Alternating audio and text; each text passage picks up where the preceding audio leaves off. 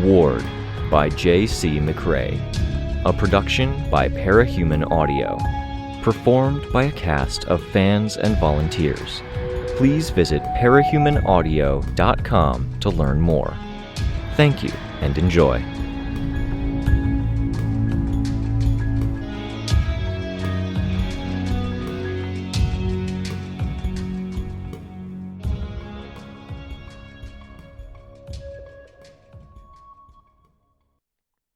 Arc 7, Torch, Chapter 7. I flew down and at an angle to try to break away, and I felt the near miss, a rush of air that made my hood flap and my hair fly out in disarray. The rush was cause for me to change direction, evasive maneuvers. Driving required an expanded awareness of the world. It was a mode that I presumed could be switched on, and it was a mode that I'd never really mastered. I'd read that the reason cell phones were so bad for driving was that they pulled the driver out of that mode into the 5x3-inch world of the glowing screen. Flying was another mode shift, especially when it came to aerial encounters. To be aware of the above, the below, left, right, forward, back. Flying typically saw a person flying with their body parallel to the ground because the ground was worth paying attention to, and because the shape of a human body meant either the ground or the sky were faced. To fly facing forward with the body upright meant flying against the air resistance. I was too slow to flip over and look up. I felt contact on my back, pressing against the bag I wore. My breastplate was in two pieces in the bag, and I felt one piece slide against the other, catching me in one shoulder blade. Then the pressure. The steady push downward. If I were a plane, it would have been forcing me into a nosedive. I flipped around, grabbed Crystal's ankle, and used the rotation of my body with a yank of my arm to fling her off. She created a force field to land on, her back, hands and feet pressing against it, then launched herself at me, breaking the field in the process of the launch. Experience told me that she'd go for something she could grab, and I hauled my knees in toward my chest to pull my ankles out of the way of her grip. She passed close behind me while I somersaulted once in the air. The weight of my bag meant I had to be careful about getting back to a proper flying posture. "You're playing rough today," I called out. "I've always had to play rough to make a dent," she said. "Did that change somehow?" "Somehow," I said. "Catch my bag?" She held out her hands. I let my bag slide down my arm and caught the strap, then slung it at her. She caught it. "Oof, that's heavy. Somehow? Bullet in the arm somehow?" I tried to use my fingers to get my hair sorted out, but it was caught in clothing and tangled around my costume top, hood, and neck. "No, Crystal, not bullet in the arm somehow." "Yeah," was all I said. I flipped upside down, using gravity to help get my hair to a better position, leaving me to just pluck at it where it had looped around things and let it fall up. "Remember when my mom would make us do the flying in formation thing? You, me, Eric, sometimes her?" "Oh yeah," I said. "I'm pretty sure that was my mom's idea." "Really? Damn it, Aunt Carol." "It made flying so boring," I said. "Maintain course, fly in parallel. People on the ground might be taking pictures." "We had to match speed to Eric, and he was the slowest. Flying can be so boring even when you don't have to do that stuff." I didn't feel that way at all. I'd had issues with flying before, when a panicky feeling would start to set in and the nearest real thing was 400 feet below me, but flying was totally amazing. I flipped back around the other way, my hand up at my hair to help guide it. Crystal was flying in a lazy circle around me while I floated in place. "Having to fly to match Eric was worse for you than it was for me." "Little brothers are a pain," she said. She smiled, but it was a little melancholy. "I meant because you're fast." "But you can do that, see? You just did this thing. You can turn upside down and right side up without getting dizzy." "I get dizzy." "But you can do that," she said. I have to be careful about any serious flipping, or I'll be green around the gills for 5 minutes. I'll remember that for next time, I teased. Ha ha. Don't, or I'll hurl and I'll ruin someone's day down there on the ground. Over water, then. Or never. Never? Come on, you stepped on me. Surfed. I used you as a surfboard. Yeah, that's so much better. It kind of is. Besides, no dirt on these feet. I fixed my hair and adjusted my outfit. It was my costume, minus the metal bits, which wound up being somewhat dark, but the white trim, my belt, and the bag helped to break it up. I reached for my bag and she handed it over. Thank you. You mentioned you didn't have long before we had to go in separate directions, Crystal said. I pulled out my phone. The map was the first thing that came up. I overshot, I said. I have to fly back the way we came. I'm sorry I can't help with the move. I shook my head. Duties, I get it. I don't have much anyway, and I can call Dad. It might be a little while before we cross paths. Stuff's going on. I know. I wish I could tell you more. I know. If you changed your mind and wanted to stay, you'd have my place all to yourself. It's your place, I said. It's you. I need a place for me. I need to do something for me. That sounds good, she said. Though it is technically someone else's place. Take care of yourself until I get back, she said. She flew a quarter circle around me, as if flitting around and fretting were the same thing. I worry. I worry about you, I said. This classified mission to places unmentioned? It's not classified, I'm just not supposed to talk about it, because of orders. It's classified. They haven't used that word. Be safe, I said. I'll try. She gave me a hug, coming in from the side so as not to jostle or bump the sling. We parted, and I flew backward, watching as she flew away, until she was just a speck in the distance. I put my phone away. Now that I wasn't being bullied mid-flight by my big cousin, I was free to keep an eye on where I was going. The portal slashing through Norfair was one thing. I termed it a slash because it was thinner than some of the others. There were more clouds in the sky on the far side. I flew over it, giving it a wide berth to be safe. Past the portal, the endless sea of city was harder to navigate. I looked for landmarks. The financial buildings with the shopping center we'd been in yesterday was a new one for me. Kenzie's area was a bit to the north of it, Norwalk. I kept an eye out for and found the Norfair Community Center. I knew the location, and the yellow tarps that were still around the damaged portions of the building were very visible from the air, especially given its relative proximity to the water. It had been one thing I'd kept an eye on my prior flights across the megalopolis. The Norfair Community Center was the middle ground between Norwalk and Fairfield. Play structures of painted wood and bars were a good clue I was in the right place.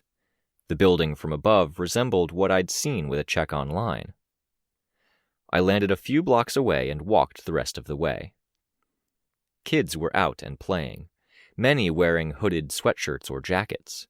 A handful of adults were out, spread out to see more of the play area. I approached the fence. Kids saw me, and an adult took notice. An older woman, with gray hair and clothes of the super comfortable, easy sort that fit a barely mobile 90-year-old, rather than what I presumed was a 70-year-old. "Can I help you?" she asked. "I'm here about Chris Ellman." She pointed. "Talk to her. She knows him." I walked along the fence until I reached a woman who was handling some of the 5 to 11-year-olds at the edge of the sandbox. They looked like a pretty vicious bunch. She was of Middle Eastern descent, with makeup I might have deemed evening makeup for going to a club if I'd worn it. Very distinct eyeliner, eyeshadow, and bold lipstick that would have stood out in dim lighting. She made it work. Her clothes were nice, a red dress with a leaf pattern at the hem, on the folded collar with the decorative edge, and her sleeves. At a glance, she seemed to be the youngest adult in the yard. "Yes?" she asked.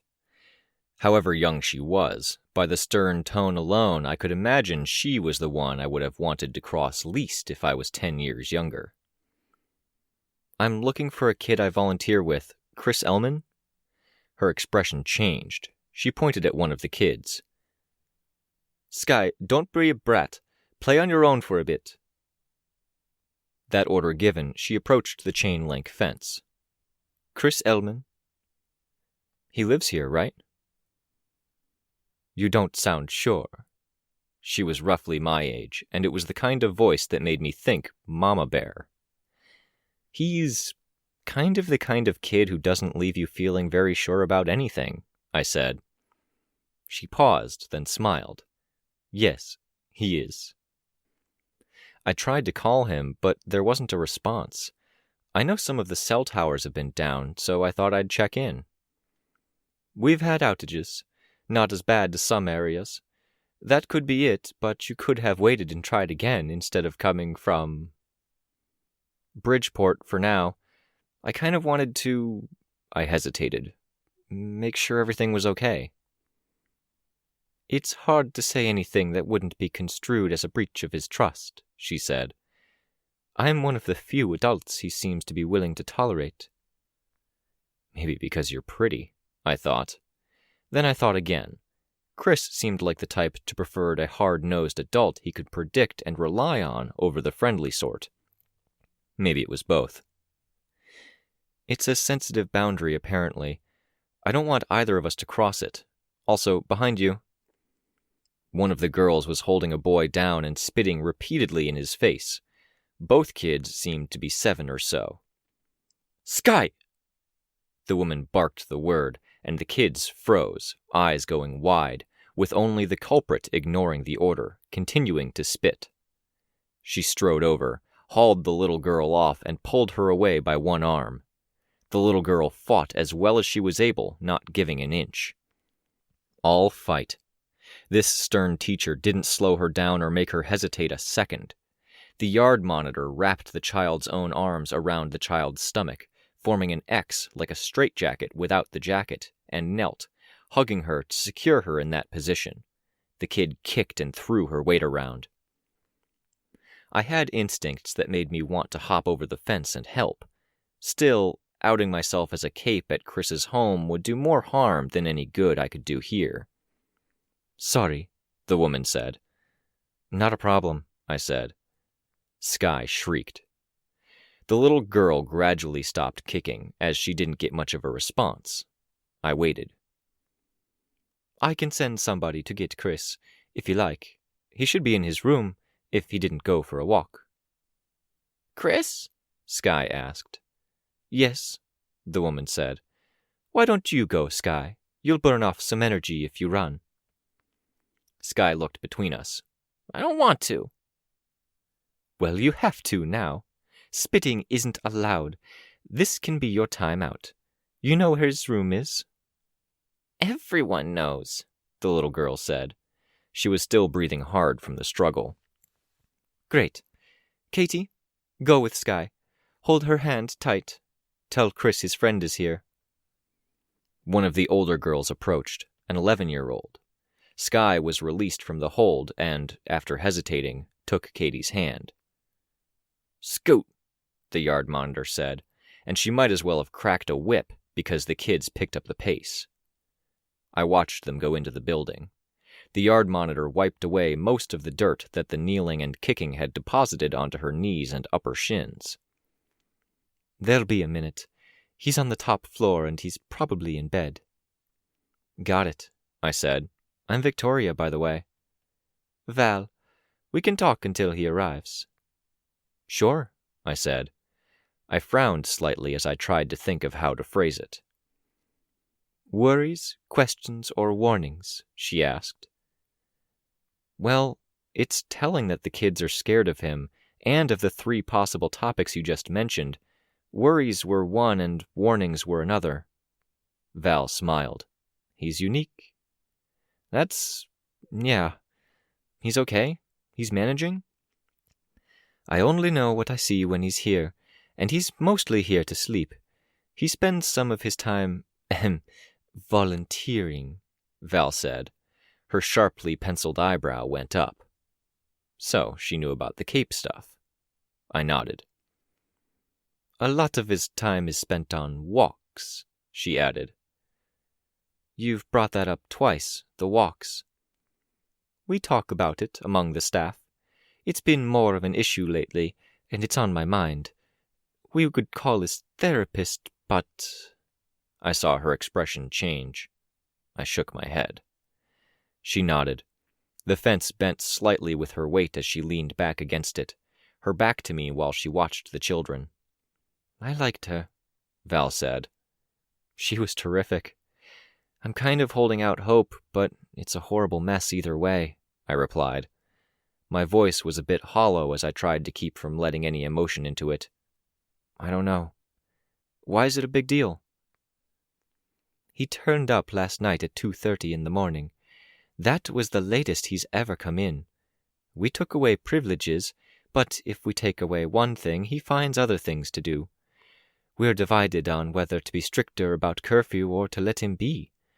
I'm one of the only people who gets along with him in some form, which means they keep asking me for my input. I never know what to say. That's a tough spot to be in. Was he volunteering? I don't want to say anything he wouldn't want me to say, I said. Okay, fair. I didn't get the impression he was volunteering. Should we stop the walks? Let me know if you're not comfortable saying. I wondered if he was going out to change. Given his situation, he might need it. It's hard to say. It would depend on how he's doing here. Her head turned, and she looked at me with one eye. How do you think he's doing? The kids are scared of him, apparently. He's odd. He celebrates being odd. It seemed like a tepid response, a half answer. Is that it, or is there more? A number of the other teachers and the admin are scared of him, she admitted. I am, sometimes. Why? Because when you see him with any regularity, you notice changes day to day.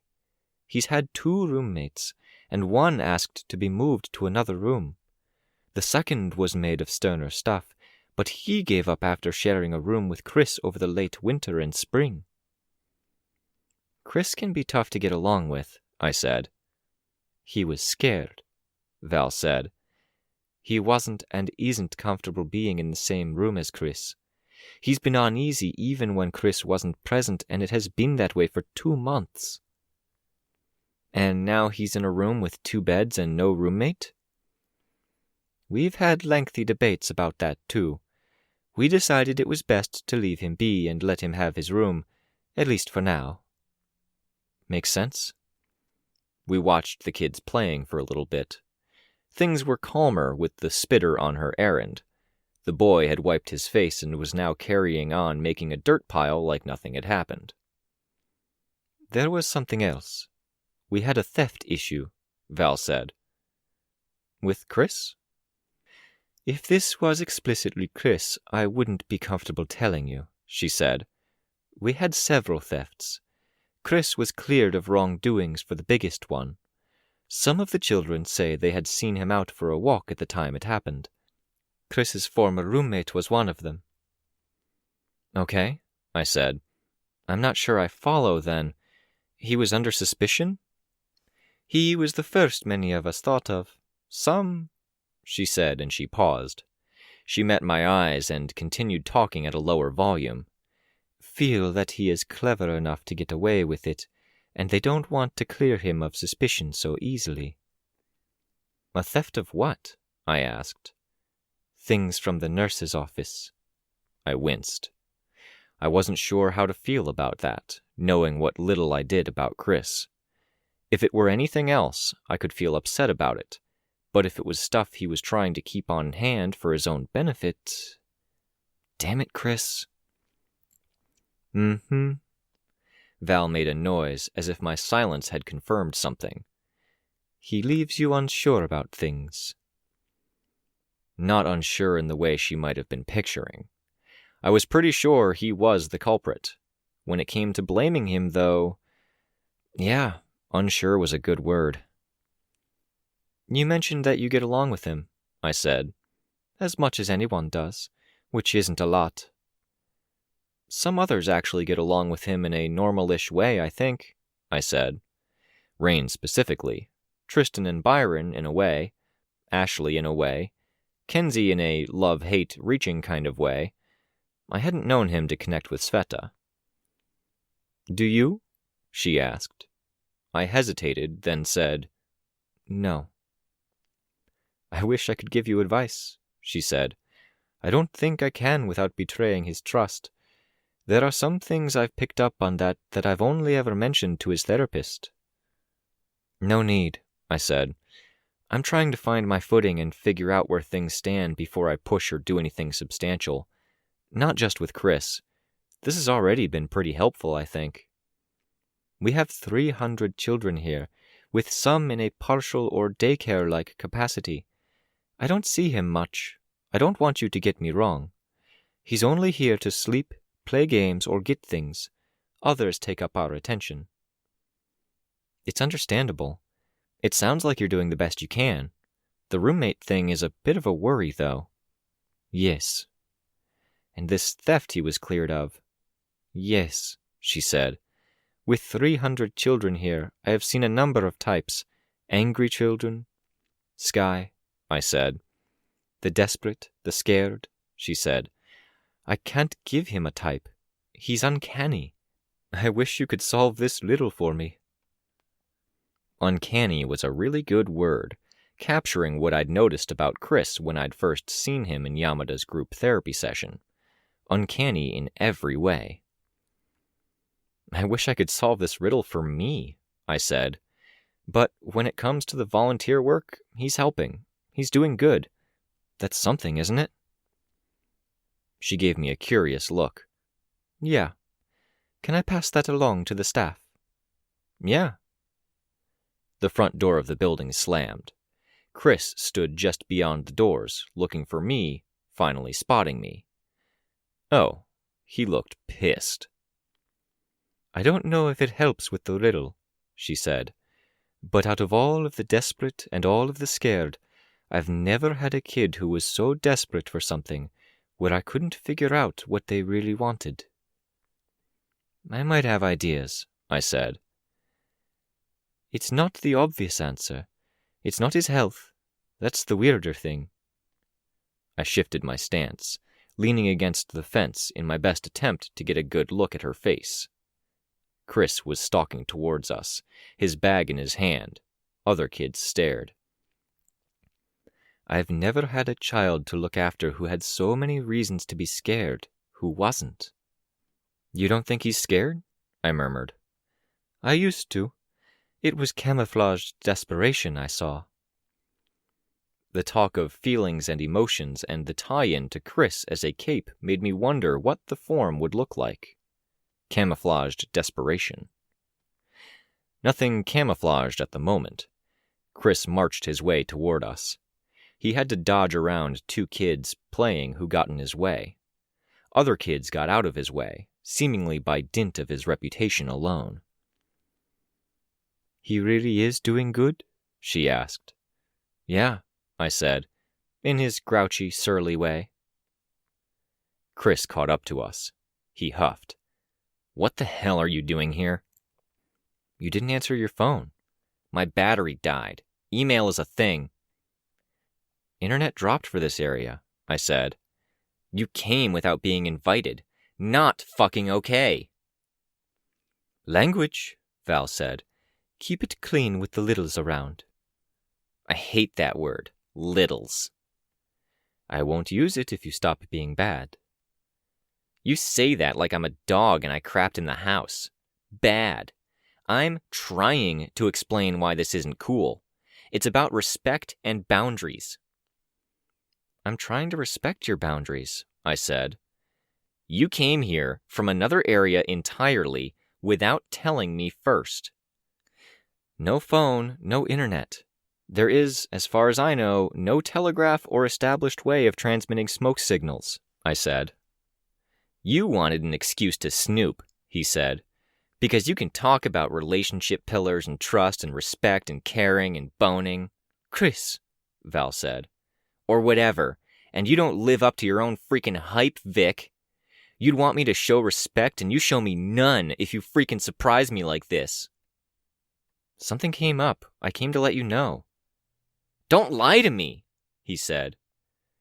If he were any angrier, he might have a vein standing out on his forehead. You wanted to snoop. You quizzed Val. You came to my place and you poked your nose in where it doesn't belong. There were times when he seemed so adult, and there were times he seemed so young. This was the latter. Victoria told me you were doing a good job with volunteering. Why tell Val anything? Chris asked, voice raised. It's none of your business. She also, Val said, staying calm, her voice quieter, said your breaking curfew shouldn't be a big deal. I can tell the other teachers that. I don't give a shit. She shouldn't say anything, and you shouldn't have brought it up. Language, Val said. Break the rules, and I'll go into your room and take the save cards for your consoles. If you really push it, I won't give them back. I need those. I need you to calm down and be a good example for the little ones. I saw as Chris worked to suppress the anger, seemingly only now becoming aware that the other kids existed. He looked around before identifying one. You. That's Sam, Chris. His room is 2 doors from yours. Whatever. How long were they talking before I got here? A boy about 12 gave the answer. Sam. A while? A while, Chris said, locking eyes with me. Yeah, that's great. Everyone's getting together this afternoon, I said. If we waited for the internet to come back or for you to turn your phone on, you might have missed it. If you don't like it, keep your phone charged. Okay, I'm going out, Val, Chris said. He stormed past her and toward the gates. Don't go in my room.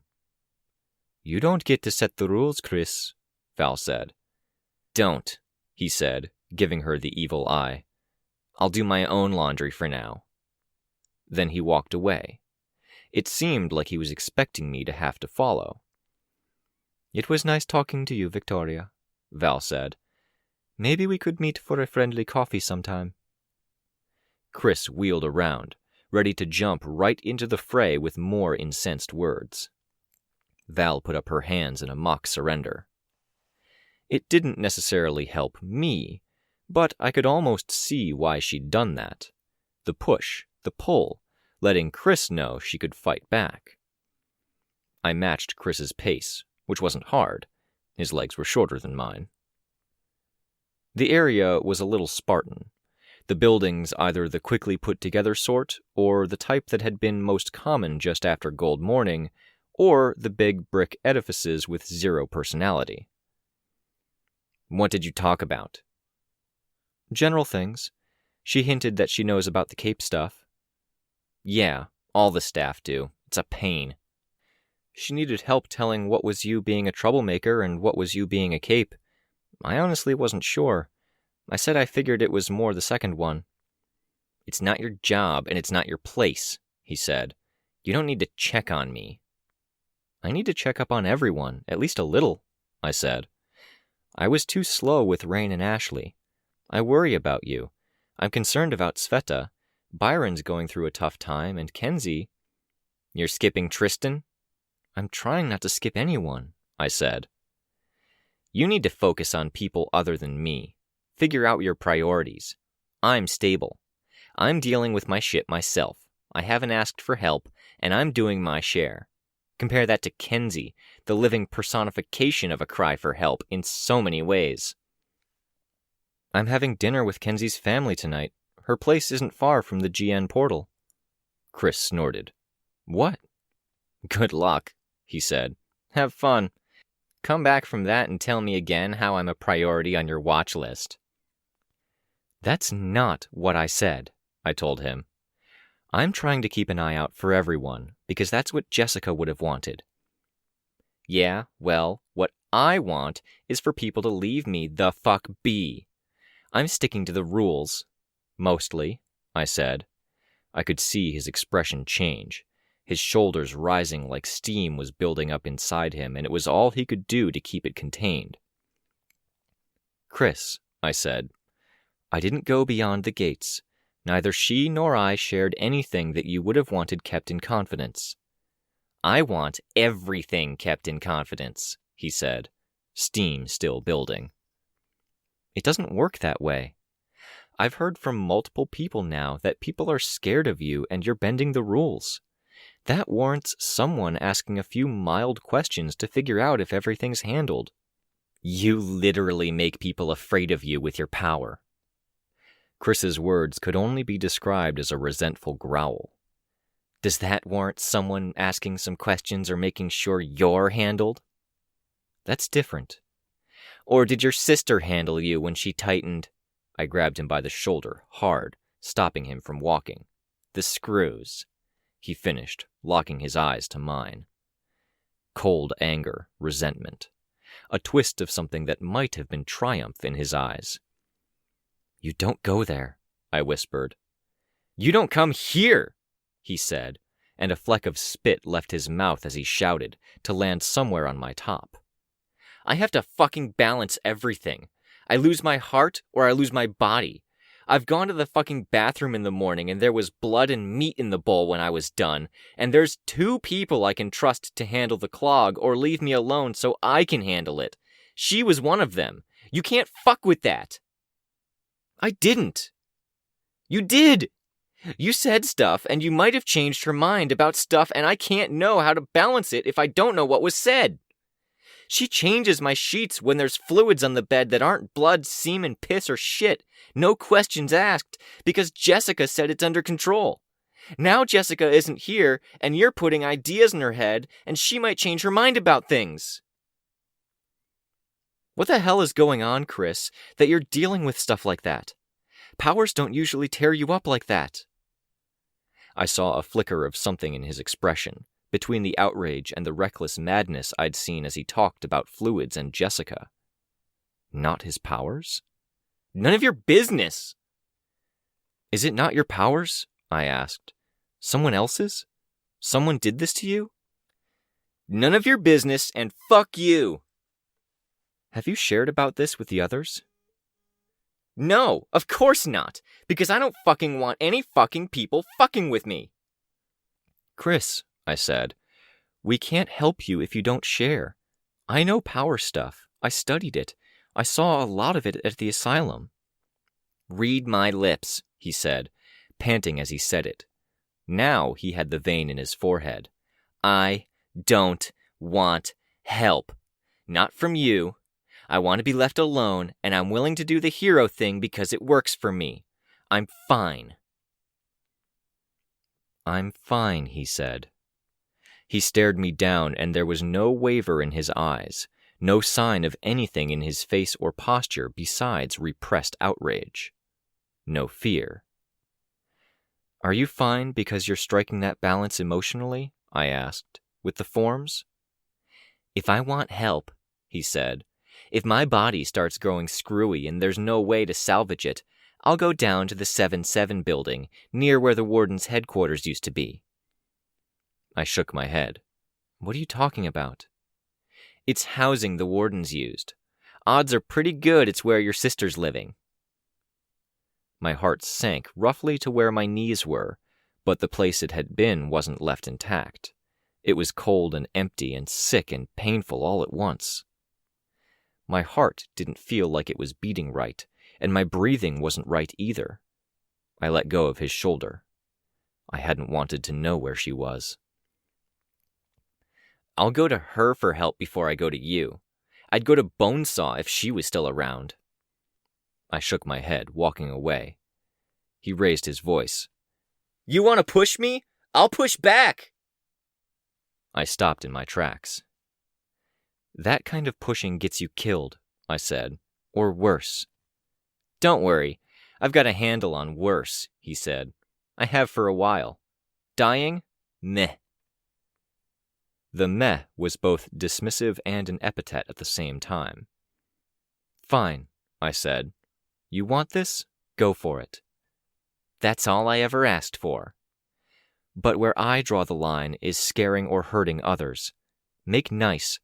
Don't give people a reason to ask questions. Yeah, whatev, he said. And don't give the other members of the team a reason to grieve. I don't want to see Kenzie or Sveta crying over you. I like how you say other. I'm off your grieving list? Chris asked. Keep mentioning my sister and you'll get there. He snorted. Man, I could have slapped him. Train station's this way, he said. Walk fast. GN portal. The meeting with Lord of Loss is at 2. I left him to hike it. I flew. For his benefit, really.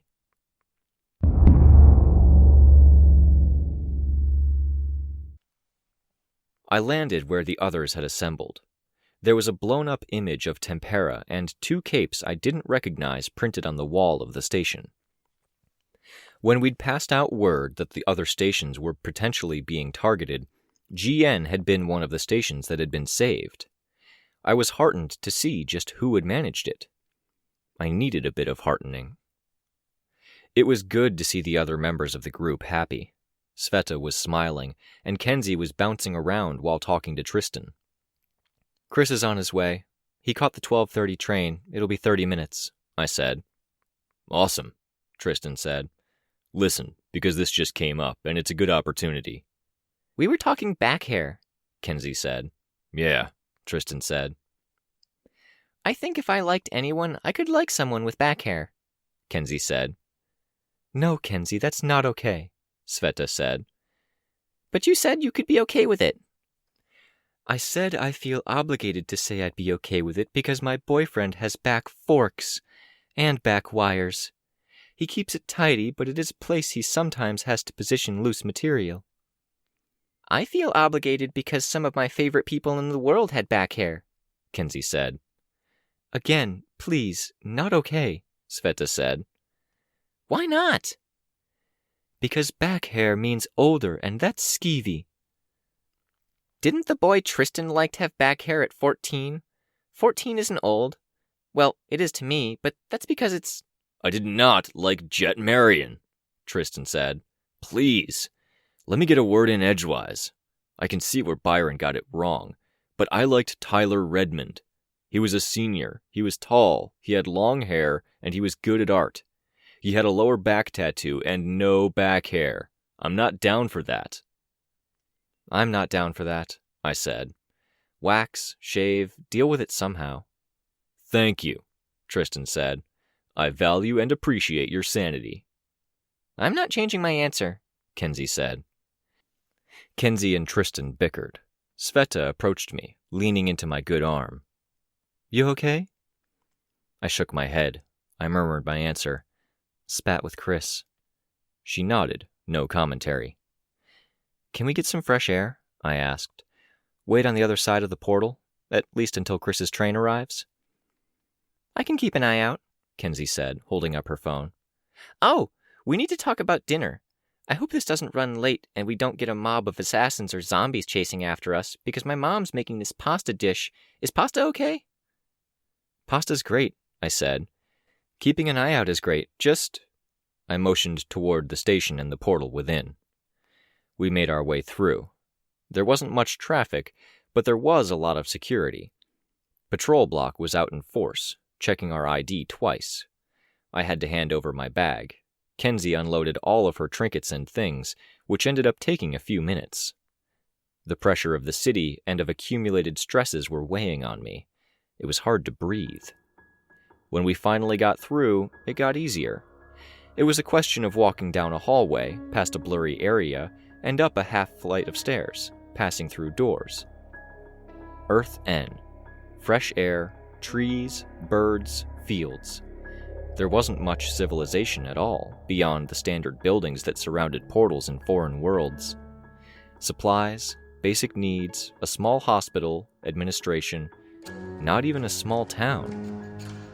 Enemy territory.